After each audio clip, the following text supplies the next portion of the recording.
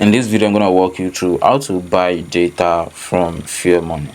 All you just have to do, just log into your Fairmoney app. Then on this page right here, which is the home page, just click on data. Then on any data you purchase, you're gonna get up to 3% off on your purchase. The next thing you're gonna do, just click on data. Then on this page right here, you can select the network you want to buy. So let's say I want to buy at 9 mobile or eitsalat, I don't know. So you see the amount for the data. You can see for 4 gig for 30 days it's gonna cost 3,000 naira. Then you provide the number right there. So provide the number right there, then click on next. So I think I'll be paying 2,910 naira. You can see right there. So that's the amount I'll be paying.